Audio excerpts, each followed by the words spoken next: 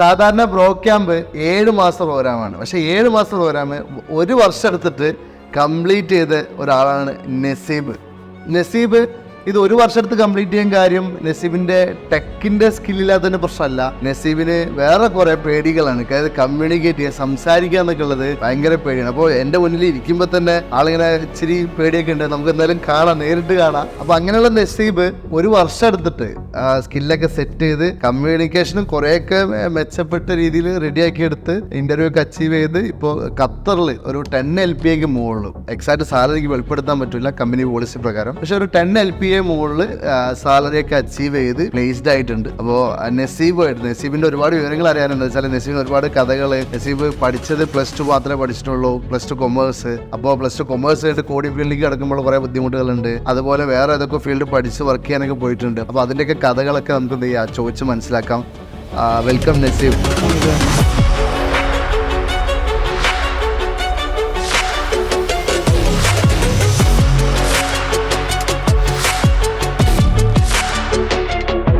നസീബ് 24 വയസ്സായി, എന്ന് ജോലി ഗൾഫിൽ കിട്ടി. ഇനിയിപ്പോൾ അടുത്ത കല്യാണമാണ്?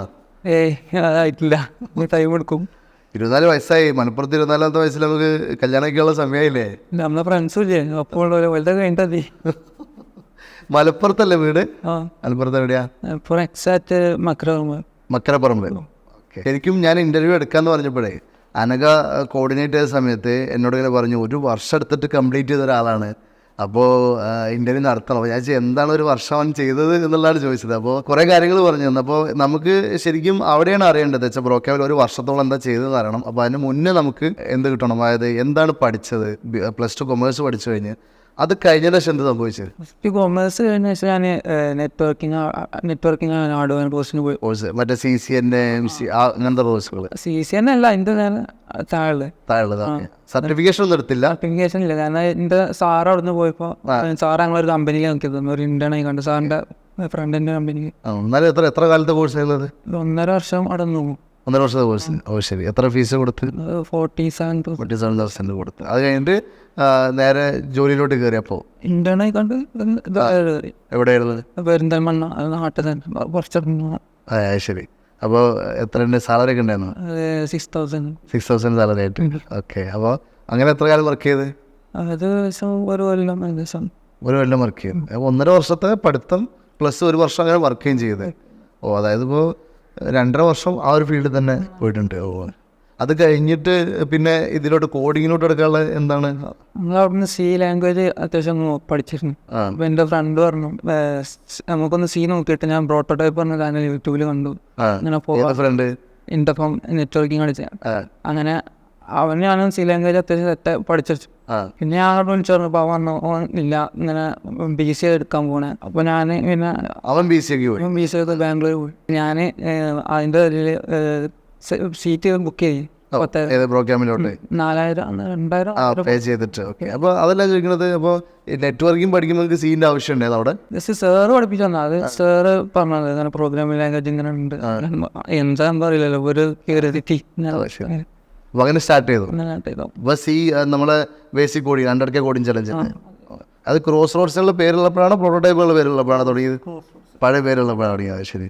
അപ്പോൾ അതിൽ 100K കംപ്ലീറ്റ് ചെയ്തപ്പോൾ കംപ്ലീറ്റ് ചെയ്തു. കാൽക്കുലേറ്റർ ചെയ്തതില്ല? കാൽക്കുലേറ്റർ കുറച്ച് ബാക്കിയുണ്ട്. പിന്നെ അസൈൻമെന്റ് ജസ്റ്റ് ചെയ്തു. മറ്റേ 10 വീഡിയോസിൻ്റെ 9ാമത്തെ വീഡിയോസ് വരെയുള്ള അസൈൻമെന്റ്സ് ഒക്കെ തീർത്ത്. ഓക്കെ. എങ്ങനെയുണ്ട്? ഈസി ആയിരുന്നു? ഈസിയാണ്. ഫസ്റ്റ് ചെറിയ ബഗും കാര്യങ്ങളൊക്കെ ഉണ്ടായിരുന്നു. അപ്പം നമ്മളെ ടെലഗ്രാം ഗ്രൂപ്പിൽ വെക്കും STD, അതിന് ബഗ് ഉണ്ടായിരുന്നു. അത് ഇട്ടാലാണ് അത് റൺ ആവുള്ളൂ. STD മനസ്സിലായി. ഇട്ടാലും റൺ ആവുള്ളൂ. അപ്പോൾ അത് ടെലഗ്രാമിലൊക്കെ വെച്ച് അങ്ങനെ സെറ്റാക്കി. ശരി. അത് കഴിഞ്ഞ ശേഷമാണ് ബ്രോ ക്യാമ്പിലോട്ട് വരുന്നത്. ഓക്കെ. ബ്രോ ക്യാമ്പിലോട്ട് വന്നിട്ട് ഫുമിഗേഷൻ പെട്ടെന്ന് പാസ്സായത്? എന്താ ഫസ്റ്റ് തവണ പാസ്സായി? അപ്പോൾ അത്ര എളുപ്പമായിരുന്നു? അപ്പോൾ എളുപ്പമില്ല. ഞാൻ അവിടുന്ന് നമ്മളിപ്പോൾ ഞാൻ അസൈൻമെന്റ് ചെയ്ത് പറഞ്ഞില്ല, അതിൽ 2 പാറ്റേൺ കാര്യങ്ങളൊക്കെ ഉണ്ട്. പക്ഷെ അത് നല്ല ഫുമിഗേഷൻ നടക്കുന്നുണ്ട്. ഫുമിഗേഷനിൽ നമ്മൾ വേറെ ലോകം തന്നെയാണ്, നമ്മൾ വിചാരിക്കുന്നൊന്നുമില്ല. അതായത് ടഫാണ്. നമ്മൾ ഇരുന്നാ കിട്ടും, കുറച്ച് ടൈം ഇരിക്കണം. ഞാൻ എഴുതി പഠിക്കുന്നു, ജസ്റ്റ് പേപ്പറിൽ എഴുതി പഠിക്കുന്നു. ഒരു ബുക്ക് ഉണ്ടായി, ബുക്ക് കുറച്ച് എഴുതിയും.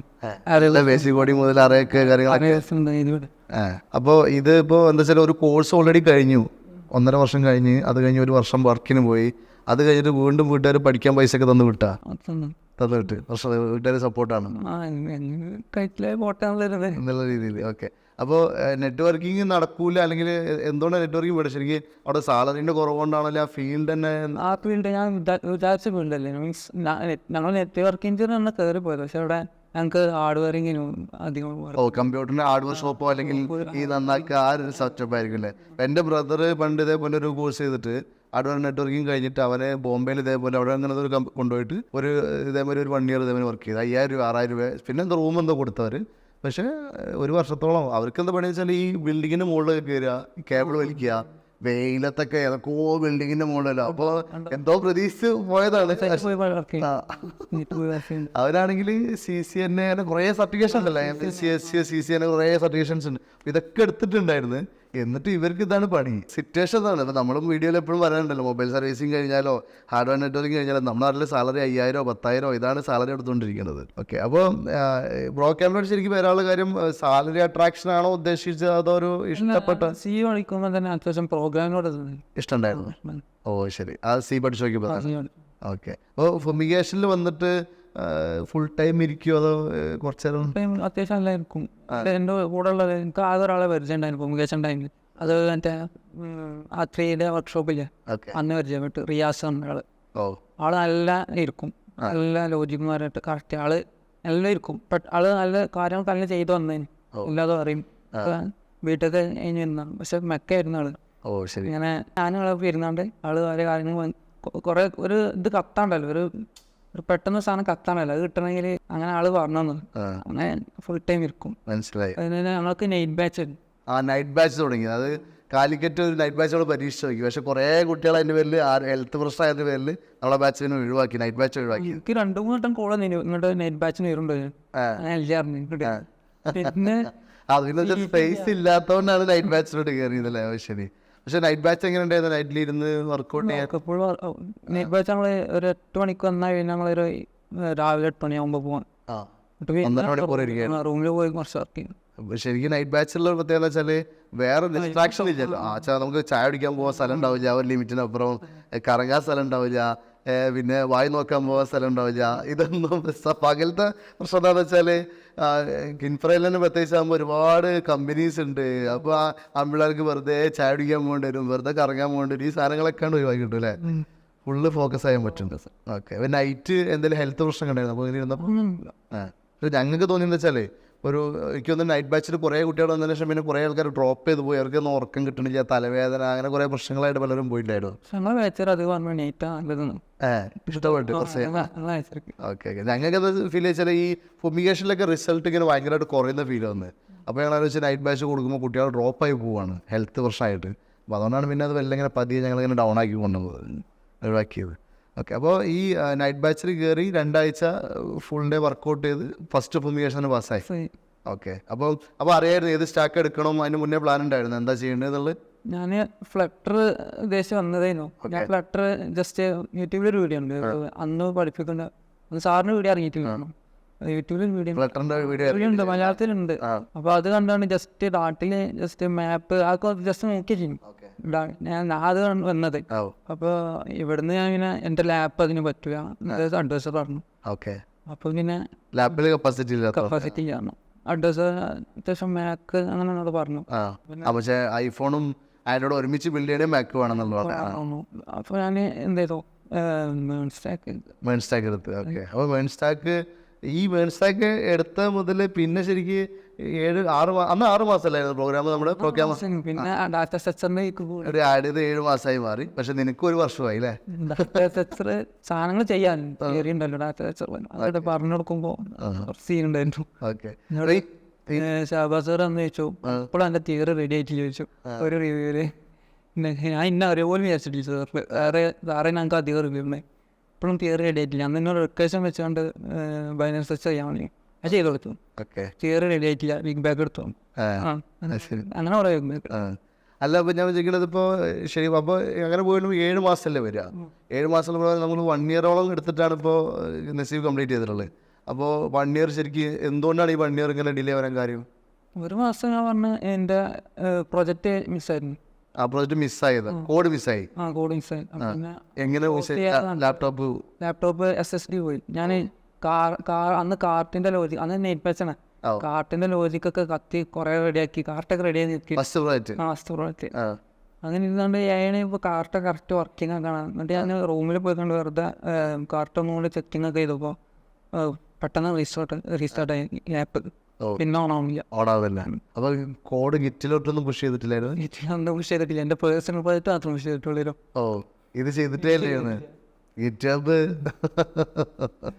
ഗിറ്റബ് യൂസ് ചെയ്യാൻ മേടിച്ചാൽ അല്ലെങ്കിൽ ലാപ്ടോപ്പ് മാത്രം ഡിപ്പെൻഡ് എടുക്കുന്ന ആൾക്കാര് ഇപ്പൊ എന്ത് ചെയ്താലും അപ്പൊ കമ്മിറ്റ് ചെയ്ത് പുഷ് ചെയ്തിട്ടോ നടക്കൂല, മനസ്സിലായി. അത് പോയാ ചെയ്യണം മനസ്സിലായി. അന്നിങ്ങനെ ഇതൊന്നും അറിയില്ലല്ലോ, കൃത്യം ഇങ്ങനെ എടുക്കാൻ പറ്റുന്നുള്ള ഒരു ഐഡിയ. അപ്പൊ അങ്ങനെ ഒരു 1.5 മാസത്തോളം വീണ്ടും പ്രോജക്റ്റ് ചെയ്യേണ്ടി വന്നു. പിന്നെ ചെയ്തു കൊടുത്തു, അതോ വേറെ എന്തെങ്കിലും കോപ്പി അടിച്ചാ? ആദ്യം പ്രോജക്റ്റ് ചെയ്തു, പുതിയ ടെംപ്ലേറ്റ് ഇതൊക്കെ എടുത്തുകൊണ്ട് ചെയ്ത് റെഡിയാക്കി. അതൊരു മെന്റാലിറ്റി ആയിട്ട്. പലരും എന്താ ചെയ്യാന്ന് വെച്ചാല് എങ്ങനെയും ഇപ്പം അങ്ങനെയുള്ള കേസിൽ എന്താ സാധാരണ എന്താ ചിന്തിക്കുക വെച്ചാൽ പെട്ടെന്ന് ഏതെങ്കിലും പോയിട്ട് കോപ്പി എടുത്തിട്ട് വേഗം ചെയ്ത് ഇങ്ങോട്ട് റെഡിയാക്കാൻ പറ്റുമോ നോക്കും. അത് എനിക്കും ഒരു ഇതുണ്ട്. ഞാൻ എൻ്റെ ഫസ്റ്റ് പ്രോജക്റ്റ് റെസ്പോൺസ് ചെയ്യേണ്ട ഒരു ഇഷ്യൂ ഉണ്ടായിരുന്നു, നിൽക്കുന്ന. അപ്പോൾ ഞാൻ പിന്നെ പുതിയത് ചെയ്യാന്ന് വിചാരിച്ചു. ഓക്കെ. അപ്പം അങ്ങനെ അതിനൊരു സമയം നീണ്ടു. പിന്നെ ശരിക്ക് എനിക്ക് മനസ്സിലാടത്തോളം നസീബിന് ഭയങ്കരമായിട്ട് ഫേസ് ചെയ്തെന്ന് വെച്ചാൽ കമ്മ്യൂണിക്കേറ്റ് ചെയ്യാനുള്ള ഒരു പേടി. ഇപ്പം തന്നെ സംസാരിക്കുമ്പോൾ ഒരു ധൈര്യത്തിൻ്റെ ഒരു പ്രശ്നത്തിലുണ്ട്. അത് കുറച്ച് ഇരിക്കുമ്പോൾ റെഡിയാവും. ഇതിപ്പോൾ ഞാനും ഇങ്ങനെയൊക്കെ തന്നെ ആയിരുന്നു. ഞാനും യൂട്യൂബിൽ 100K കോടി ചലഞ്ചൊക്കെ ഉണ്ടല്ലോ, ഞാൻ പേടിച്ചിട്ട് രാത്രിയൊക്കെ ഷൂട്ട് ചെയ്തിരുന്നത്. അത് എനിക്ക് ഇതേപോലെ ക്യാമറയിൽ മുന്നിലിരിക്കുമ്പോഴേ ആൾക്കാർ തമ്മിൽ സംസാരിക്കുമ്പോൾ മൊത്തത്തിൽ ടെൻഷനായിട്ട് എനിക്ക് വോയിസ് വരും. എന്നിട്ട് അവസാനം ഫൈസൽ ഇവരൊക്കെ കിടന്നുറങ്ങിയ ശേഷം രാത്രി ഞാൻ 12 മണിക്ക് വരെ ഓണാക്കിയിട്ട് വന്നിട്ട് ഞാൻ എന്നിട്ട് ഷൂട്ട് ചെയ്യാൻ പറ്റുന്നതാണ്. അങ്ങനെയൊക്കെ 100K ഷൂട്ട് ചെയ്തിട്ടുള്ളത്. ഇതൊക്കെ എല്ലാവർക്കും ഉള്ളതാണ്, കുറെ കഴിയുമ്പോൾ റെഡി ആവുന്നതാണ്. അപ്പോൾ ഇതിൽ കമ്മ്യൂണിക്കേഷൻ്റെ പ്രശ്നം എന്ന് വെച്ചാൽ ഇംഗ്ലീഷ് ആയിരുന്ന പ്രശ്നം. ഇംഗ്ലീഷും പ്രശ്നം ഉണ്ടായിരുന്നു, ഇതേപോലെ സംസാരിക്കാനൊരു പേടിയുണ്ടായിരുന്നു. സംസാരിക്കാൻ പേടിയില്ല, വാക്കുകൾ കിട്ടൂല ഇംഗ്ലീഷ് സംസാരിക്കുമ്പോൾ. നമ്മൾ ഉദ്ദേശം ആക്കുകയില്ല, അറിയും. ഇപ്പോൾ ഒരാൾ പറഞ്ഞാൽ മനസ്സിലാവുകയും ചെയ്യും. പിന്നെ അറിയേണ്ട വിഷയത്തിനെ കുറിച്ച് കമ്മ്യൂണിക്കേറ്റ് ചെയ്യണമെങ്കിൽ ചെയ്യാം. അപ്പോൾ പഠിച്ച കാര്യങ്ങളൊക്കെ എന്തെങ്കിലും പറഞ്ഞാൽ എനിക്ക് ഇംഗ്ലീഷ് പറയാൻ നമുക്കറിയാം. അപ്പോൾ ഇനിയിപ്പോൾ പെട്ടെന്ന് ഒരാൾ കാര്യം എന്തെങ്കിലും പറഞ്ഞാൽ അതിനെ റെസ്പോണ്ട് ചെയ്യാനെങ്കിലും കഴിയില്ല. തട്ടിമുട്ടി വില്ലസൊക്കെ കൂട്ടിക്കൊണ്ട് ഇങ്ങനെ അപ്പോൾ അതിൽ നമുക്കവിടെ ഡെയിലി 1 hour കമ്മ്യൂണിക്കേഷൻ ആക്ടിവിറ്റീസ് ഉണ്ടല്ലോ. അപ്പോൾ ഇതിലൊക്കെ പ്രാക്ടീസ് ചെയ്യായിരുന്നോ? പ്രാക്ടീസ് അത് കോമഡി അല്ല. ഞങ്ങൾക്ക് ടോയ്ലറ്റ് സാർ ഉണ്ടാവും. ടോയ്ലറ്റ് സാർ മാക്സിമം ചെയ്യും, എല്ലാ കാര്യത്തിനും നല്ല സെറ്റപ്പ്, എല്ലാ കാര്യത്തിനും ചെയ്യും. പക്ഷെ ഒരു പ്രസന്റേഷൻ ഒക്കെ ഉണ്ടാകുമ്പോ കാരണം ഞങ്ങള് ഡേ ബാച്ച് ആകുമ്പോ കുറച്ച് ആൾക്കാരാകും, ഞങ്ങളെ ബാച്ചിൽ തന്നെ കുറച്ച് ആൾക്കാരും എല്ലാ ബാച്ചും കമ്പനി ചെയ്താണ്ടുണ്ടാവും. അപ്പൊ ഒരു ചെറിയ പേടിയാ, നമ്മളെ ബാച്ചാണെങ്കിൽ കുറെ ആൾക്കാരുണ്ടാവുമ്പോ എല്ലാരും മുന്നിൽ സംസാരിക്കേണ്ടി വരുമ്പോഴേ. ശരി. സാധാരണ മാർക്കറൊക്കെ എടുത്തോണ്ട് ബോർഡിലൊക്കെ എഴുതണം എന്നാണ്, എഴുതണം എന്നാണ് പ്രസന്റേഷൻ ചെയ്യുമ്പോ. ഇപ്പൊ തന്നെ പേടിച്ച് ഞാൻ മാത്രല്ല 2-3 നേരം മുമ്പുണ്ട്. ഞങ്ങളാണെന്നല്ലോ ആ സമയത്ത് വല്ല എസ്കേപ്പ് അടിക്കും. ശരി. എന്നിട്ട് പൊക്കിയൊന്നുമില്ല. അപ്പൊ ഒരു ദിവസം സാറ് ഭയങ്കര റൂഡായി സംസാരിച്ചിരുന്നു. റൂഡായി ഇത് പറഞ്ഞു, ഇങ്ങനെ പറഞ്ഞിട്ട് ഒരാൾക്കും ഇങ്ങനെ പോയാൽ നടക്കൂല. ഓക്കെ. ഞാൻ നോട്ട് ചെയ്തപ്പോഴേ ഇപ്പോൾ ചില ആൾക്കാർ ഇപ്പോൾ ഞാൻ അവിടെ എത്തുമ്പോൾ പെട്ടെന്ന് ലിഫ്റ്റിൽ നിന്നൊക്കെ ഉണ്ടാവും കേട്ടോ നമ്മളെ programmer students. Hi how are you എന്നൊക്കെ ചോദിക്കുന്നുണ്ട്. അപ്പോൾ ഞാൻ ധാരണ ഇനി വല്ല സ്റ്റാഫോടോ ഞാൻ തന്നെ ഒന്ന് പേടിക്കുന്നു. അപ്പോഴാണ് മനസ്സിലായ സ്റ്റുഡൻസാണ്. ചിലർ ചിലപ്പോൾ വൈബായിട്ട് അത് ഏറ്റെടുക്കാറുണ്ട്.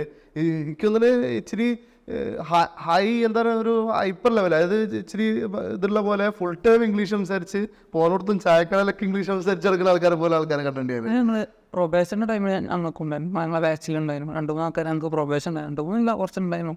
ഞങ്ങൾ ഉള്ള ഇംഗ്ലീഷ് ആ ടൈമില്. ഓക്കെ. പ്രൊബേഷൻ കഴിഞ്ഞപ്പോൾ പിന്നെ തന്നെ പ്രസന്റേഷൻ എല്ലാം പേടിയാണ് അല്ലേ? അത് പേടിയാ.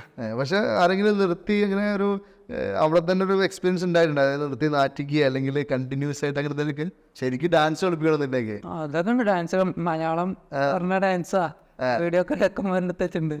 അല്ല, ഇത് പറയുമ്പോഴേ ഇപ്പോൾ ഫസ്റ്റ് ബാച്ചിൽ ഇപ്പോൾ ഞാൻ നമ്മളൊക്കെ നേരിട്ട് ബ്രോ ക്യാമ്പിൽ ഡീൽ ചെയ്യണ സമയമാണ്, തുടക്കത്തിലുള്ള ബാച്ചുണ്ട്. അപ്പോൾ ശരിക്കും ഇങ്ങനെയുള്ള ആൾക്കാർക്ക് ഇത് മാറണമെന്നുണ്ടെങ്കിൽ ഇവർ നേരിടുക എന്നല്ലാണ്ട് വേറെ ഒരു വഴിയില്ല. അപ്പോൾ നിനക്കിപ്പോൾ ഇത് നേരിട്ട് മാത്രമേ മാറുള്ളൂ. അപ്പോൾ നമ്മളൊക്കെയാണ് മാറിയത് തന്നെയാണ്. എനിക്ക് നല്ല പേടിയായിരുന്നു.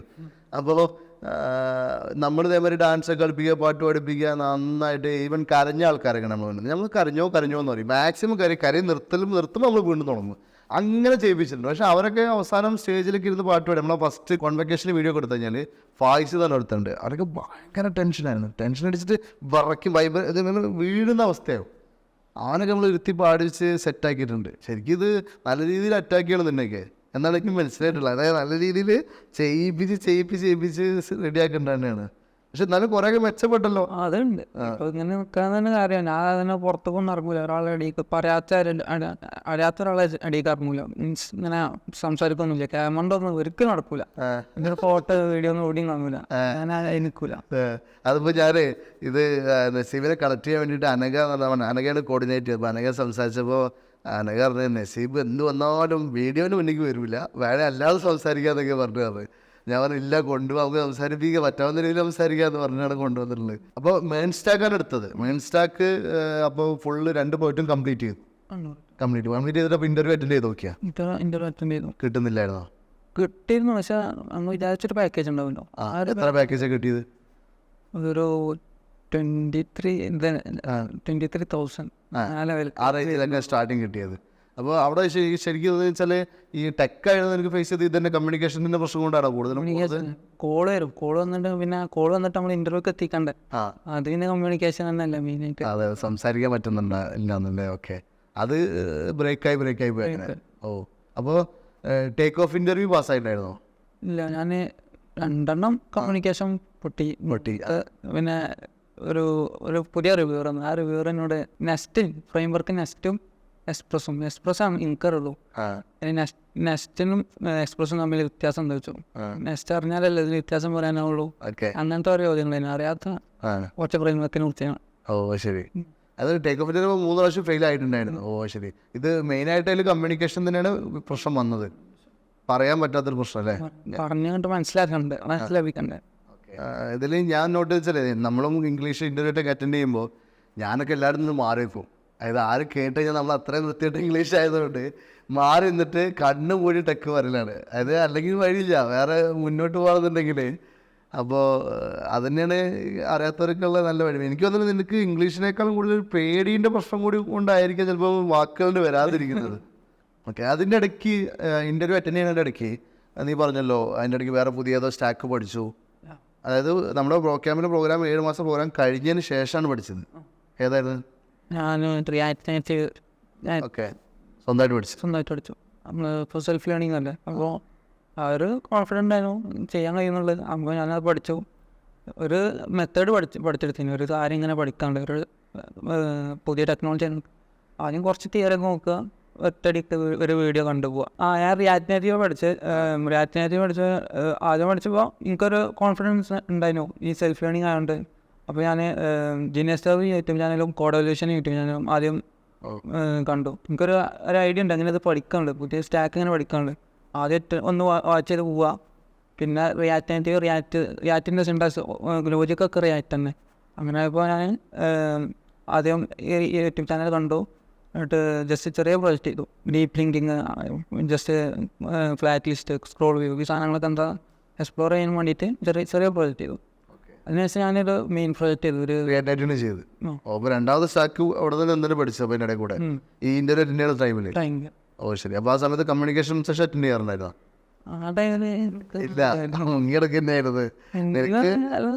ആ ടൈമിൽ ഞങ്ങളെ ബാച്ചിന് കമ്മ്യൂണിക്കേഷൻ പിന്നെ കഴിഞ്ഞല്ലോ അല്ലേ ഒരു ഡാറ്റ സയൻറ്റിസ്റ്റ് ഗൂഗിൾ ദോശമാണ്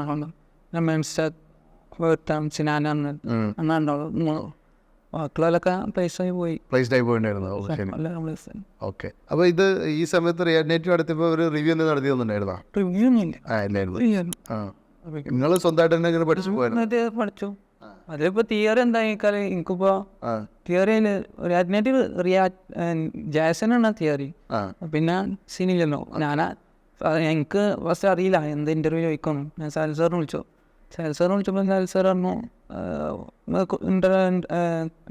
റിവ്യൂറിനെ കണക്ട് ചെയ്ത് തരാമെന്നു. പക്ഷെ പിന്നെ ഇതൊന്നും വന്നിട്ടില്ല. ഏകദേശം ഞാൻ കുറേ യൂട്യൂബൊക്കെ നോക്കി. അപ്പോൾ ഞാൻ നോക്കിയപ്പോൾ ഉണ്ട് ഫുള്ള് റിയാക്ട് ജേസിൻ്റെ ക്വസ്റ്റ്യൻസ് തന്നെ റിയാക്ട് ചെയ്യാൻ. അത് 2-3 ക്വസ്റ്റ്യനുകൾ അങ്ങോട്ടും ഇങ്ങോട്ടും മാറ്റിയിട്ടുണ്ട്. ജസ്റ്റ് കമ്പോണൻ്റ് അങ്ങോട്ടൊന്ന് മാറ്റുന്നുണ്ട്. ഇപ്പോൾ ഡിവ് എന്നുള്ളതിൻ്റെ പകരം വ്യൂ ടാഗാണ്. പിന്നെ പി ടാഗിൻ്റെ പകരം ടെക്സ്റ്റാണ്.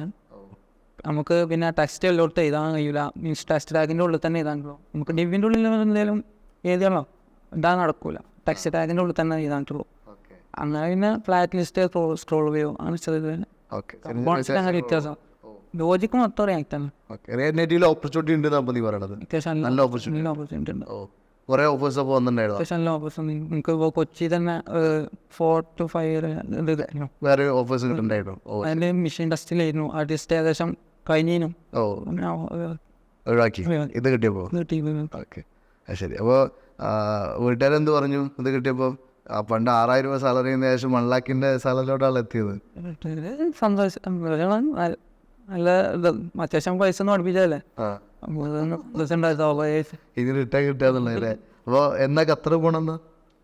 ഖത്തർ പോകേണ്ടത് ആയിട്ടില്ല. വിസയും പ്രോസസ് നടന്നുകൊണ്ടിരിക്കുകയാണ്. അപ്പോൾ ജോയിൻ ചെയ്തോ? റിമോട്ടായിട്ട് കമ്പനിയിൽ വർക്ക് സ്റ്റാർട്ട് ചെയ്തോ? പ്രോജക്റ്റുകൾ തന്നു തുടങ്ങിയപ്പോൾ?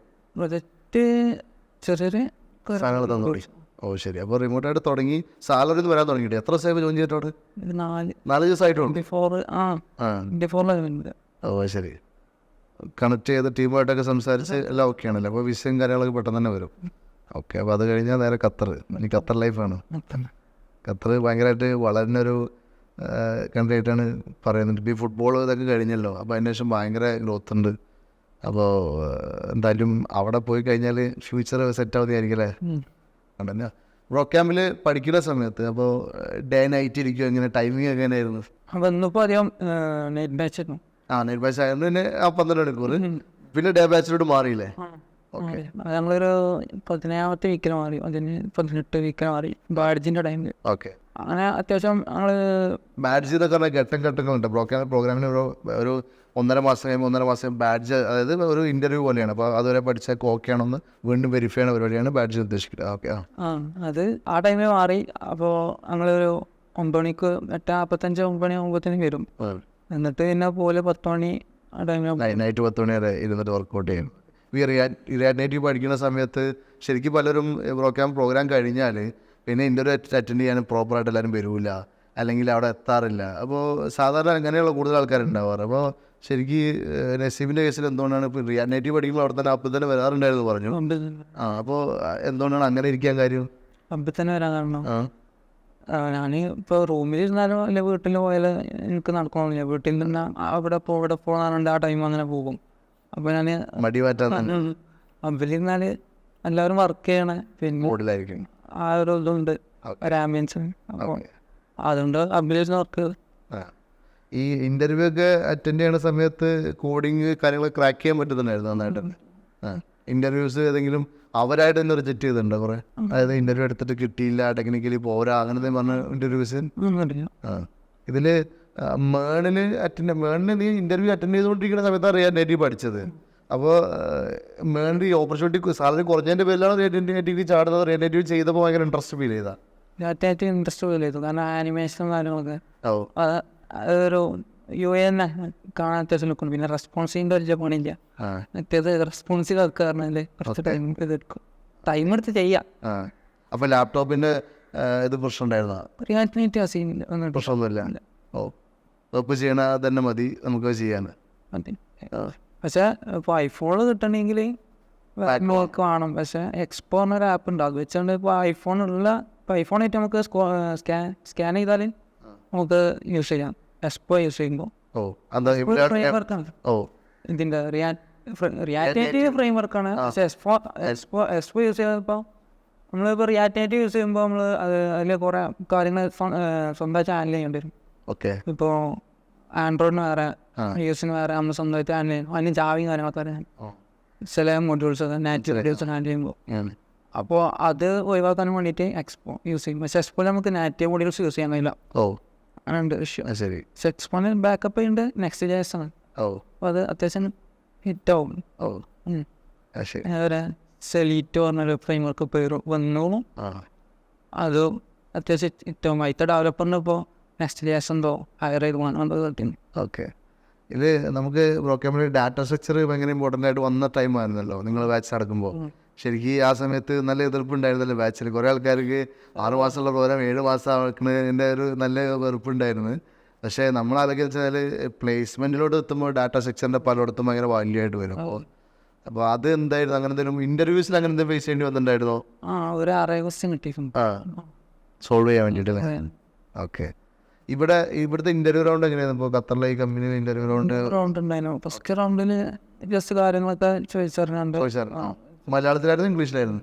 ഇംഗ്ലീഷ് പറഞ്ഞപ്പോൾ അത് ഞാനേ പറഞ്ഞില്ല, എനിക്ക് ഇപ്പോൾ അറിയേണ്ട വിഷയമാണെങ്കിൽ നമുക്ക് പറയാനാവുന്നുള്ളത്. ഓക്കെ. ടെക്കായിരുന്നു അപ്പോൾ കൂടുതൽ ചോദിച്ചത്? അത് ടെക്കാം. ഓക്കെ. പിന്നെ രണ്ടാമത്തെ റൗണ്ട് അത്യാവശ്യം ഫുൾ ടെക്നിക്കൽ, ഈ അറിയാൻ.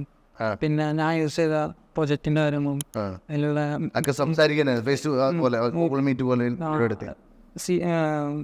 HR ഉണ്ടായിരുന്നു, ഇന്റർവ്യൂർ ഉണ്ട്, ടെക്നിക്കൽ ഇന്റർവ്യൂ ഉണ്ടായിരുന്നു. പിന്നെ നമ്മുടെ കമ്പനീൻ്റെ ഓണേഴ്സ് ഉണ്ടായിരുന്നു. അങ്ങനെ അതിൽ ഇതുണ്ടായിരുന്നു മാക്ബോസ് API GL ഞാൻ യൂസ് ചെയ്തൊരു API ആണ്, അതാണ് മെയിൻ. അവർ അതിൽ ഇൻട്രസ്റ്റ് ആയതാ ചെയ്ത് വന്നപ്പോൾ.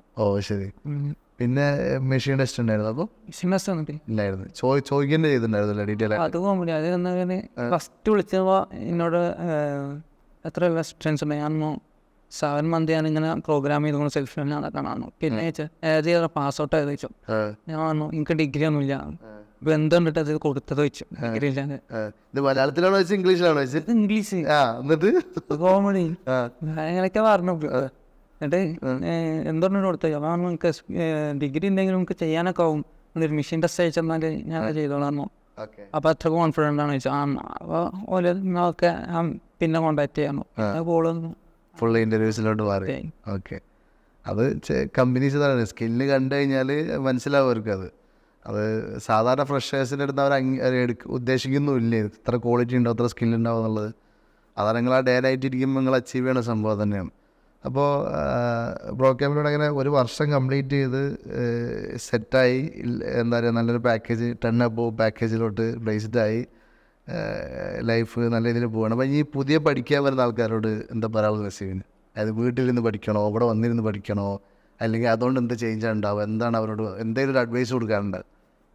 വീട്ടിലിരുന്ന് പഠിക്കുക പറഞ്ഞാൽ ഇപ്പോൾ ഒരാൾക്ക് കഴിയണമെങ്കിൽ വീട്ടിലിരുന്ന് പഠിക്കണമെങ്കിൽ മോട്ടിവേഷൻ, സെൽഫ് മോട്ടിവേഷൻ ഉണ്ടെങ്കിൽ അത് ഉണ്ടാവും തോന്നില്ല. കാരണം എന്താ വെച്ചാൽ ആ ഒരു ആംബിയൻസ് നമുക്ക് വീട്ടിലുണ്ടാവില്ല. അപ്പോൾ നമ്മൾ ചിലർക്ക് ഉണ്ടാവില്ല എന്നല്ല.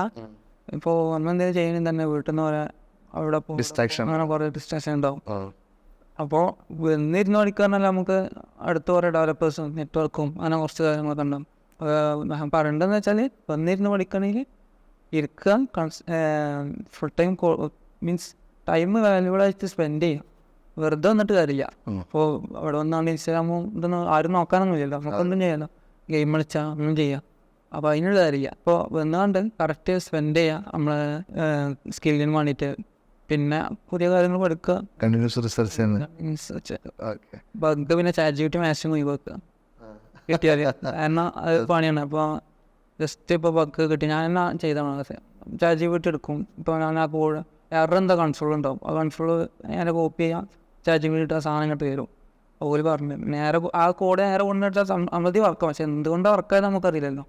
മാക്സിമം ഗൂഗിൾ തന്നെ വെച്ച് ചെയ്യാം. സ്റ്റാക്ക് ഓവർഫ്ലോ ഉണ്ട്, ഫേക്ക് ഓൾ ക്യാമ്പ് കുറേ ഉണ്ട്. ഇപ്പോൾ നേറ്റീവ് ചെയ്തപ്പോഴാണ് മാക്സിമം യൂസ് ചെയ്യുന്നത്. അപ്പോൾ ഞാൻ മാപ്ബോസ് GL യൂസ് ചെയ്തപ്പോൾ ഫുൾ പറയുന്നു തലങ്ങും ഭയങ്കര എന്താണ് എപ്പോഴും മനസ്സിലാവില്ല, ഇത് എങ്ങനെ വർക്ക് വീഡിയോ ഇല്ല. ഈ വീഡിയോ ഉണ്ട് അവർ തന്നെ അതന്നെ ഒരു കുറച്ച് അപ്ഡേറ്റ് ചെയ്ത് പോകും API, ഇത് വർക്കാണില്ല. ഞാൻ പിന്നെ ഫുള്ള് വായിച്ചു ഒരു ദിവസം ഇരുന്നുണ്ട്. അങ്ങനെ ലാസ്റ്റ് ലൊക്കേഷൻ സെർച്ച് ചെയ്താൽ കിട്ടണം, പിന്നെ ഡ്രൈവേഴ്സിൻ്റെ കോർഡിനേറ്റ്സ് അങ്ങനെ പിന്നെ ഡ്രൈവേഴ്സിന് എങ്ങോട്ടാണ് പോകേണ്ട റൂട്ട് കാണിച്ചു കൊടുക്കണം. ഞാനൊരു ഊബർ പ്രോജക്റ്റ് പോലെ ചെയ്തിട്ടുണ്ട്. ശരി. അപ്പോൾ അത് ചെയ്തു. പിന്നെ